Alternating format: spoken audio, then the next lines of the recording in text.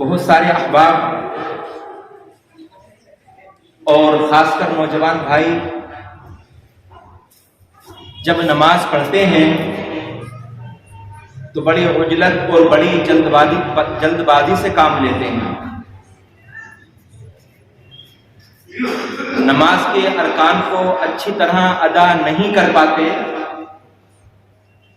اور نماز کے اندر جو سکون اور جو اطمینان ہونا چاہیے وہ نہیں ہو پاتا، بلکہ بہت جلدی نماز کے بہت سارے ارکان ادا کیا کرتے ہیں. اور کبھی کبھی ایسا ہوتا ہے کہ نماز کے ارکان صحیح طریقے سے ادا نہیں ہو پاتے، اور جب نماز کے ارکان صحیح طریقے سے ادا نہیں ہوں گے تو ایسی نماز بھی درست نہیں ہوگی. تو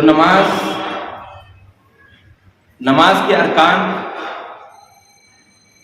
سکون اور اطمینان کے ساتھ ادا کرنا چاہیے. فقہا نے فرمایا ہے کہ نماز کے اندر تعدیل ارکان واجب ہے. تعدیل ارکان کا مطلب ہوتا ہے کہ نماز کے تمام ارکان کو سکون کے ساتھ ادا کرنا، اطمینان کے ساتھ ادا کرنا. مثلا رکوع ہے یا سجدہ ہے، ان میں جلد بازی نہیں کرنا ہے، بلکہ ان ارکان کو اور باقی سارے ارکان کو بہت ہی سکون و اطمینان کے ساتھ ادا کرنا ہوتا ہے. صحیح بخاری اور صحیح مسلم کی حدیث ہے، حضرت ابو ہریرہ رضی اللہ تعالی عنہ ارشاد فرماتے ہیں کہ ایک دن اللہ کے رسول صلی اللہ علیہ وسلم مسجد میں اپنے صحابہ کے درمیان بیٹھے ہوئے تھے. ایک شخص آیا، اس نے نماز پڑھی اور نماز پڑھنے کے بعد اللہ کے رسول صلی اللہ علیہ وسلم کی بارگاہ میں حاضر ہوا، آپ کو سلام کیا. اللہ کے رسول صلی اللہ علیہ وسلم نے اسے ارشاد فرمایا ارجع فصلی فإنک لم تصلی، کہ تم واپس جا کر کے نماز پڑھو، تم نے اچھی طرح نماز ادا نہیں کی. وہ شخص واپس گیا اور جیسے پہلے اس نے نماز ادا کی تھی اسی طرح پڑھی. پھر اللہ کے رسول کی بارگاہ میں آیا اور آپ کو سلام کیا. اللہ کے رسول صلی اللہ علیہ وسلم نے ارشاد فرمایا ارجع فصلی فإنک لم تصلی، کہ واپس جا کر کے پھر نماز پڑھو، اس لیے کہ آپ نے اچھی طرح نماز ادا نہیں کی. یہ شخص واپس گیا، نماز ادا کی. پھر اللہ کے رسول صلی اللہ علیہ وسلم کی بارگاہ میں تیسری مرتبہ حاضر ہوا اور آپ کو سلام کیا. اس مرتبہ بھی اللہ کے رسول صلی اللہ علیہ وسلم نے ارشاد فرمایا ارجع فصلی فإنک لم تصلی، کہ جاؤ پھر سے نماز پڑھو، تمہاری نماز درست نہیں ہوئی. ابھی شخص نے کہا والذی بعثک بالحق لا احسن غیر ھذا فعلمنی، عرض کیا یا رسول اللہ، اس ذات کی قسم جس نے آپ کو حق کے ساتھ بھیجا ہے، میں اس سے بہتر طریقے سے نماز ادا نہیں کر سکتا. یعنی مجھے اسی طرح نماز پڑھنا آتی ہے، اس سے بہتر طریقہ میں نماز ادا کرنے کا نہیں جانتا. فعلمنی، لہذا آپ مجھے تعلیم دے دیجئے، مجھے سکھا دیجئے کہ نماز کس طرح پڑھی جاتی ہے. اب دیکھیے اللہ کے رسول صلی اللہ علیہ وسلم اپنے اس صحابی کو نماز کی تعلیم دیں اور بتائیں گے کہ نماز کے ارکان کس طرح ادا کیے جاتے ہیں. لہذا اس حدیث کو ہم صحیح طریقے سے سنیں اور یہ کوشش کریں کہ جس طریقے سے اللہ کے رسول صلی اللہ علیہ وسلم نے ہمیں نماز کے ارکان ادا کرنے کا حکم دیا ہے اسی طریقے سے ہم نماز کے ارکان ادا کریں. اللہ کے رسول صلی اللہ علیہ وسلم اس شخص سے ارشاد فرماتے ہیں اذا قمت الى الصلاة فاسبغ الوضوء، کہ جب نماز پڑھنے کا ارادہ کرو تو سب سے پہلے اچھی طرح وضو کرو.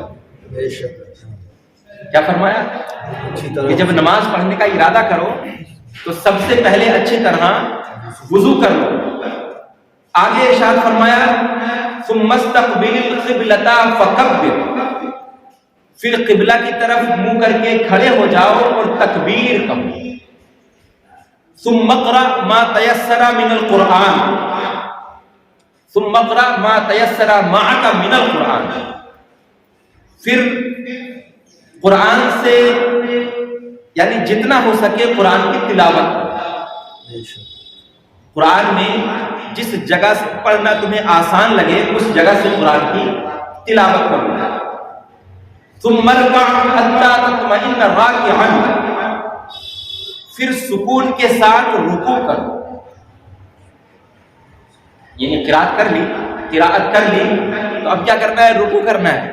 اللہ کے رسول صلی اللہ علیہ وسلم ارشاد فرما رہے ہیں ثم اركع حتى تطمئن راكعا، سکون کے ساتھ رکوع کرو.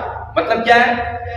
اجرت سے کام نہیں لینا ہے، جلدی نہیں کرنا ہے، سکون کے ساتھ اور اطمینان کے ساتھ رکوع کرنا. اس کے بعد ارشاد فرمایا ثم ارفع حتى تعتدل قائما، پھر رکوع سے اچھی طرح سیدھے کھڑے ہو جاؤ. یعنی رکوع سے سر اٹھانا ہے اور سر اٹھانے کے بعد کھڑے ہونا ہے. تو ایسا نہیں ہے کہ سیدھے کھڑے نہیں ہوئے اور سجدے میں چلے گئے. اللہ کے رسول کیا تعلیم فرما رہے ہیں؟ ارشاد فرما رہے ہیں کہ جب رکوع سے سر اٹھاؤ تو اچھی طرح کھڑے ہو جاؤ، بالکل سیدھے کھڑے ہو جاؤ. اس کے بعد اب سجدہ کرنا ہے. ثم اسجد حتى تطمئن ساجدا، پھر اس طرح سجدہ کرو کہ سجدے میں خوب تمہیں اطمینان اور خوب سکون حاصل ہو جائے. سجدہ بھی جلدی نہیں کرنا ہے، سکون کے ساتھ اور اطمینان کے ساتھ کرنا ہے. ثم ارفع حتى تطمئن جالسا، جب پہلا سجدہ ہو گیا تو اب سجدے سے سر اٹھاؤ اور اچھی طرح بیٹھ جاؤ. یہ ایسا نہیں ہے کہ پہلا سجدہ کرنے کے بعد ابھی اچھی طرح بیٹھے نہیں اور دوسرے سجدے میں چلے گئے. ایسا نہیں کرنا ہے. اللہ کے رسول صلی اللہ علیہ وسلم فرما رہے ہیں کہ پہلے سجدے سے جب سر اٹھاؤ تو اچھی طرح بیٹھ جاؤ اور پھر اس کے بعد اچھی طرح دوسرا سجدہ کرو.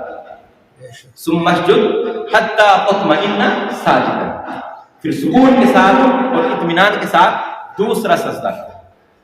آخر میں اللہ کے رسول صلی اللہ علیہ وسلم نے ارشاد فرمایا ثم افعل ذلك في صلاتك كلها، پھر اپنی ساری نماز میں اسی طرح کرو. یعنی ساری نماز کو اسی طرح ادا کرو. جس طرح یہ پہلی رکعت کے بارے میں تعلیم میں نے آپ کو دے دی، نماز کی دیگر رکعت بھی اسی طرح مکمل ہو.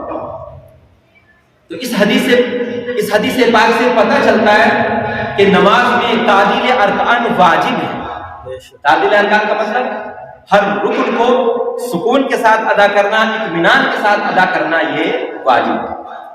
لہذا ہمیں نماز ادا کرتے وقت جلد بازی سے کام نہیں لینا ہے، جلدی رکوع نہیں کرنا ہے، عجلت میں سجدہ نہیں کرنا ہے، بلکہ بہت اطمینان کے ساتھ اور بہت سکون کے ساتھ نماز کے سارے ارکان ادا کرنا ہے.